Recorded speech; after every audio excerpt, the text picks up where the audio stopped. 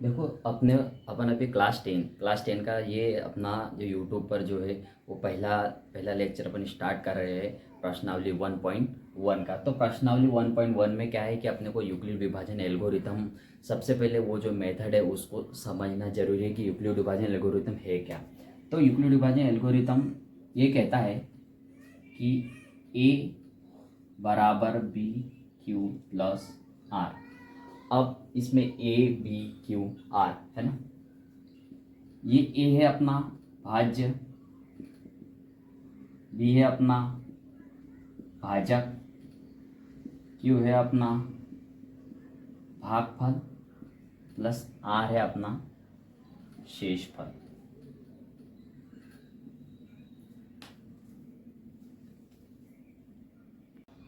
इसमें जो अपना यूक्लिड विभाजन एल्गोरिथम ए बराबर बी क्यू प्लस आर, ए बराबर होता है भाज्य, बी बराबर होता है भाजक और क्यू बराबर होता है भागफल और आर बराबर होता है शेषफल, है ना। अभी कैसा है ये जो नाम है ये है इसके हिंदी में। अब इसे इंग्लिश में क्या कहते हैं अपन, ये क्या है ए यानी क्या है भाज्य जिससे अपन भाग देते हैं, और बी क्या है यानी भाजक जिससे अपन भाग देते हैं, है ना, जिससे भाग देते हैं। और जो क्यू जो है वह अपना क्या है भागफल जो अपने को प्राप्त होता है। और उसके बाद में फिर जो बचा कुचा जो कचरा है वो क्या है अपना शेषफल है ना। तो अपन ये जो ए जो है ना इसे अपन क्या कहेंगे डिवाइडेंड, क्या कहेंगे इसे अपन डिवाइडेंड। बी ये होता है अपना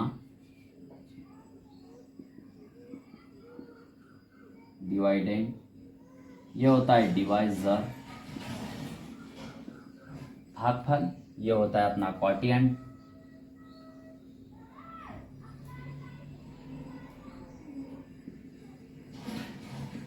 और शेषफल जो अपना होता है ये होता है रिमाइंडर, ये होता है अपना रिमाइंडर, है ना। ये यूक्लिड विभाजन एल्गोरिथम का ये बेसिक फार्मूला है, भाज्य बराबर भाजक गुना भागफल प्लस शेषफल, है ना। अब इसमें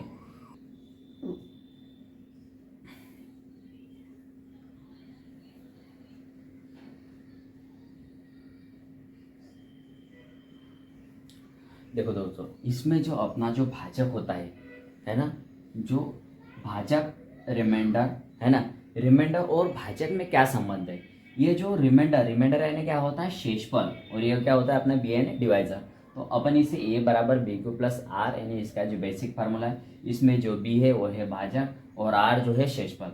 अब ये जो शेषफल की जो वैल्यू होती है वह हमेशा ही क्या होती है, बी से छोटी, जीरो के बराबर या फिर जीरो से बड़ी, जीरो से बराबर या फिर जीरो से बड़ी होती है ना। तो हमेशा दोस्तों ध्यान रखना कि ये जो अपने जो भाजक की जो वैल्यू है वह शेषफल से हमेशा बड़ी होती है। अपन देखते हैं अभी, इसे आप नोट कर लीजिएगा।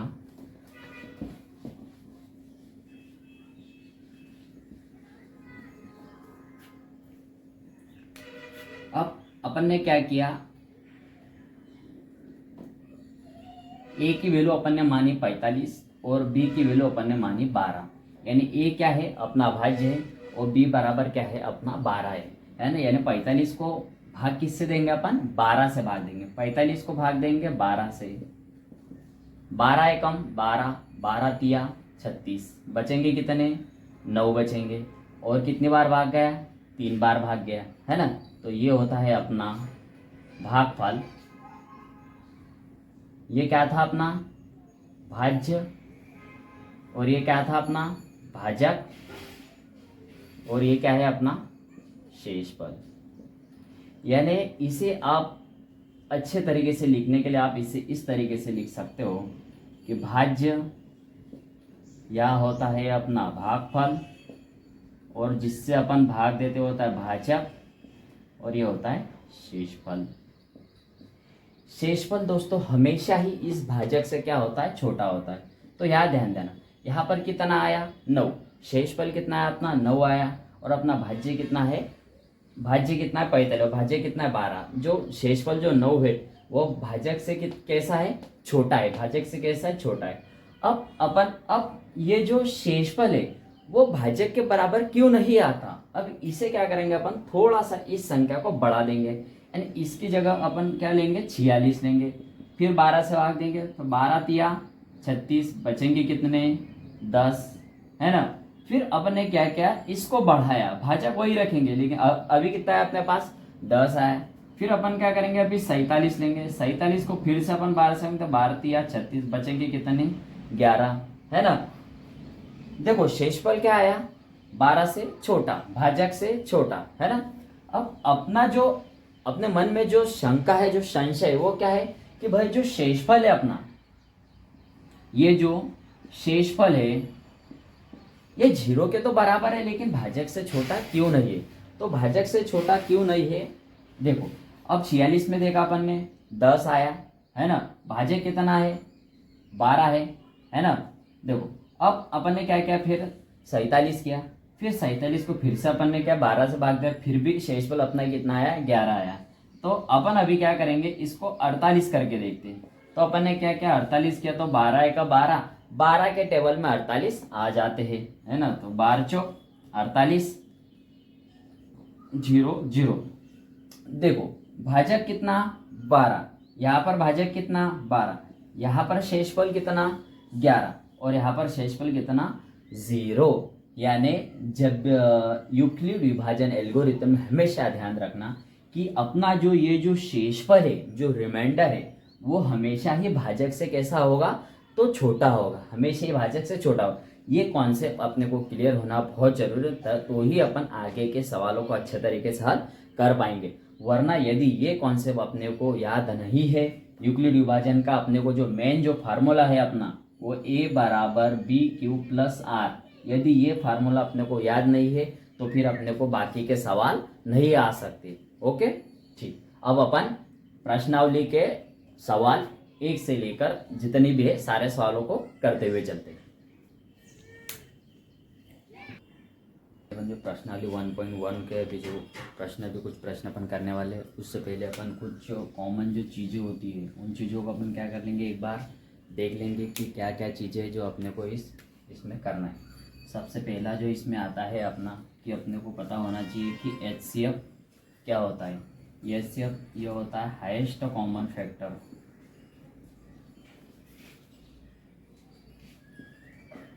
कॉमन फैक्टर, और इसे ही अपन कहते हैं मस।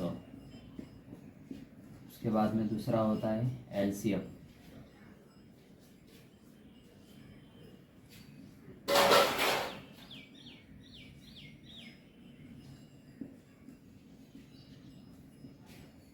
लोवेस्ट कॉमन मल्टीपल,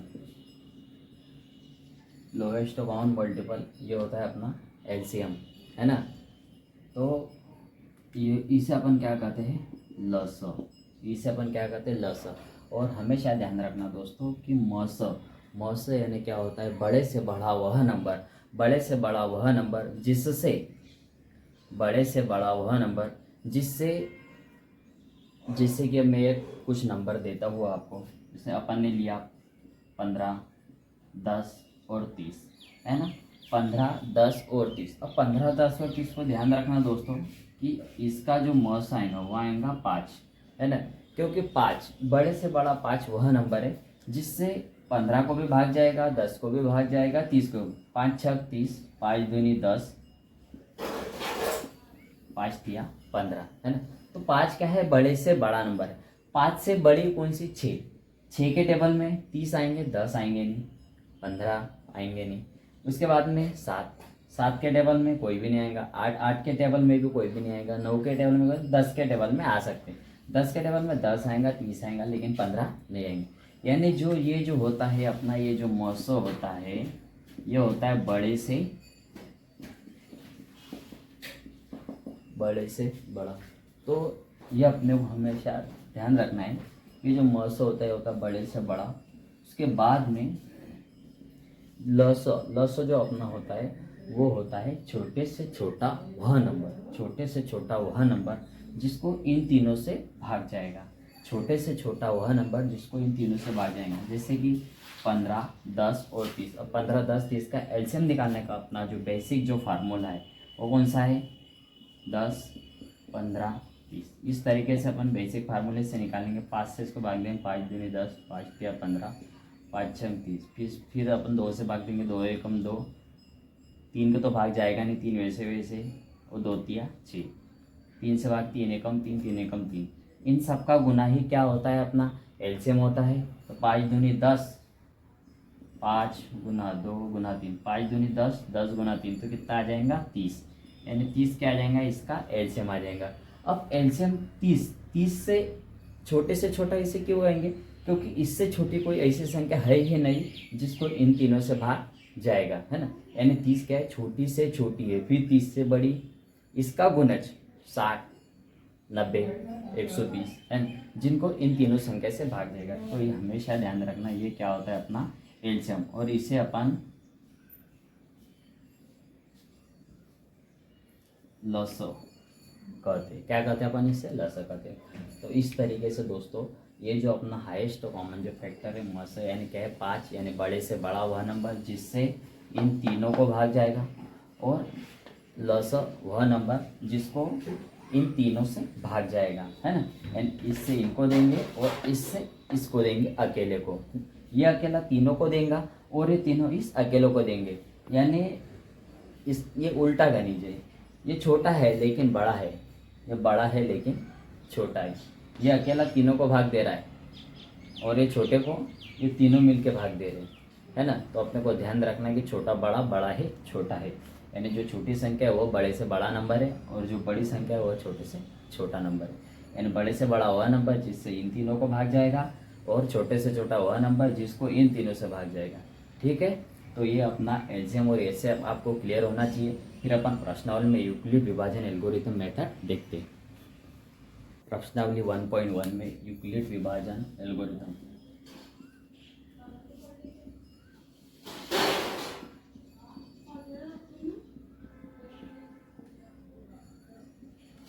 से एचसीएफ ज्ञात कीजिए। प्रश्नावली 1.1 में यूक्लिड विभाजन एल्गोरिथम से एचसीएफ ज्ञात करना है। और यूक्लिड विभाजन एल्गोरिथम क्या है, यूक्लिड विभाजन एल्गोरिथम बराबर होता है भाज्य भाजक गुना भागफल प्लस शेषफल। इसे ये होता है अपना डिवाइडेंड, ये होता है अपना डिवाइज़र, ये होता है अपना क्वोटिएंट, और ये होता है अपना रिमाइंडर, है ना। तो प्रश्नावली का पहले ही सवाल है, यूक्लिड विभाजन एल्गोरिथम से एचसीएफ अपने को क्या करना है, फाइंड आउट करना है। तो 135 और 225 में अपने को क्या निकालना है, इसका एचसीएफ निकालना है। तो अपन क्या करेंगे, जो बड़ी जो संख्या है, सबसे बड़ी संख्या को अपन क्या मानेंगे ए, और इसे क्या मानेंगे बी, क्योंकि सबसे बड़ी संख्या को ही अपन क्या करेंगे, भाग देंगे। छोटी संख्या को नहीं भाग देंगे बड़ी से, छोटी से बड़ी को भाग देंगे, है ना। तो ध्यान रखना दोस्तों, ये छोटी बड़ी को छोटी से भाग देंगे, तो ये आ जाएगा।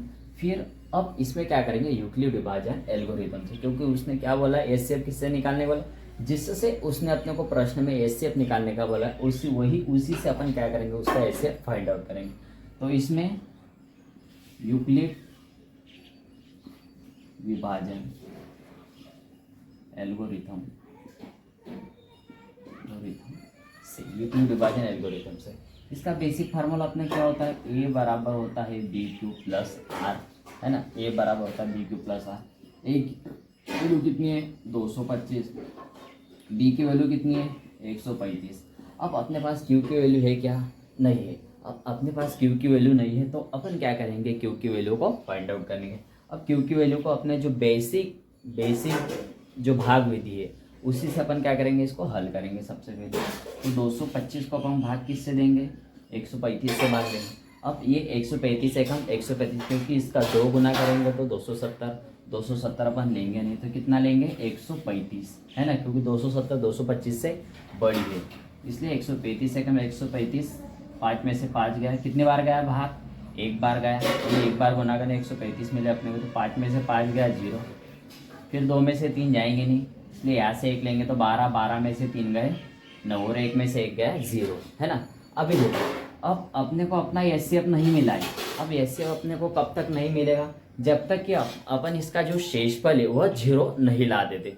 जब तक अपना शेषफल 0 नहीं आएगा, समझ लो, तब तक अपने को एचसीएफ नहीं मिलेगा। तो अपने को जब तक 0 नहीं आएगा तब तक के अपने को करना क्या है, कुछ ही नहीं करना है। आपको सिर्फ घड़ी जिस दिशा में घूमती है उसी दिशा में अपने को इसमें चलना है, कुछ भी नहीं करना है। घड़ी जिस दिशा में घूमती है, घड़ी कैसे घूमती है, क्लॉकवाइज घूमती है, यानी दक्षिणावर्त घूमती है। कैसे घूमती है, सीधी, है ना। तो बस अपने को सीधा चलना है,